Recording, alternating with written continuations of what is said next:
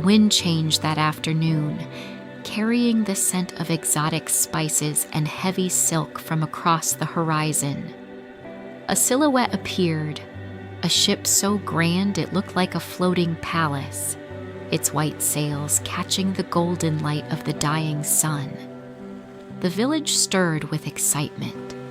They had never seen such wealth in their small, forgotten bay, but for one old woman, it wasn't the gold that mattered.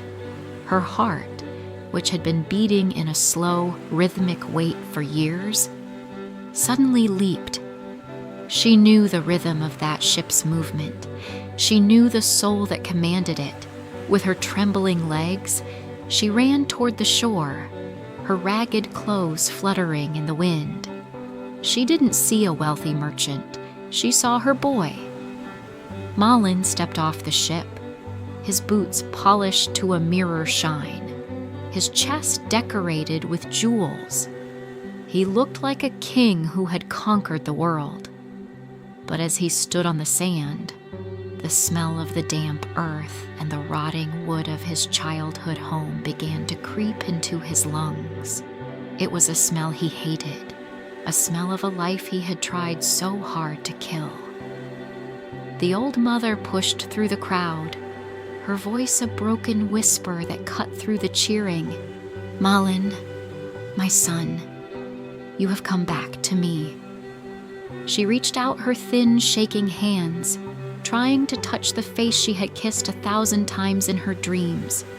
She saw the scar, the small mark on his chin, and she wept with a joy that was almost too heavy to bear. But Malin stared at her with eyes as cold as a winter sea. Beside him, his wife, the princess, looked at the old woman with disgust. "Who is this beggar?" the princess asked, her voice like silver. "Who is this woman who claims to be your mother?"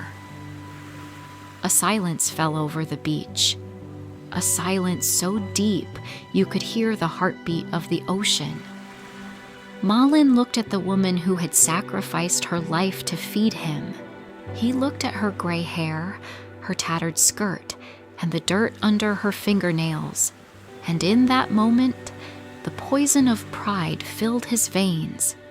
"I do not know this woman," Malin shouted, his voice echoing off the cliffs. "My mother is dead. This beggar is a liar. Get her away from me."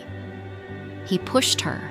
He pushed the woman who had birthed him, and she fell into the wet sand, her world shattering into 1,000 sharp pieces. The mother lay in the tide, the cold water washing over her. But she didn't feel the cold. She only felt the hollow space in her chest where her heart used to be. She looked up at the son she had prayed for every single night, and she realized the boy she loved was gone. Only a monster of gold remained. She didn't cry.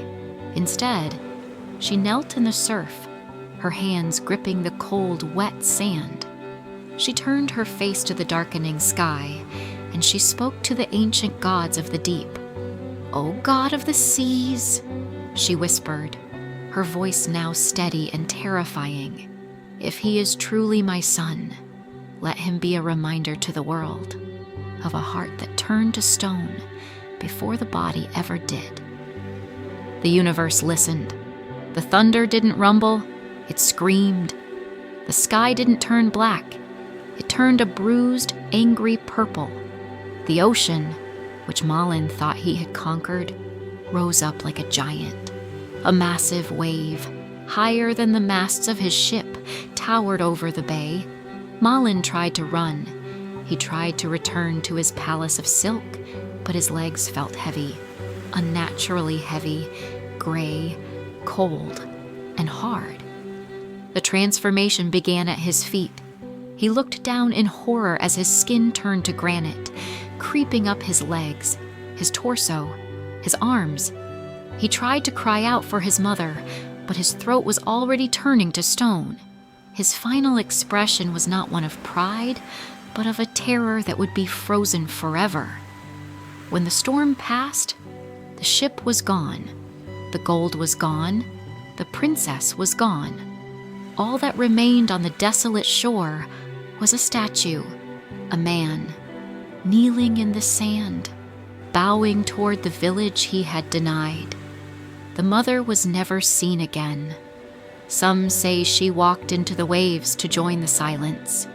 Others say she became the wind that still whispers through the pine trees. But the statue remains. It sits there, being slowly eaten by the salt and the tide, a permanent ghost of a son who forgot his soul. Now, as the moon rises over the bay and the mist swallows the coast, remember the story of the stone heart. For the sea never forgets, and the ground where you were born will always be the ground that claims you in the end. Sleep now, and let the waves carry the secrets away.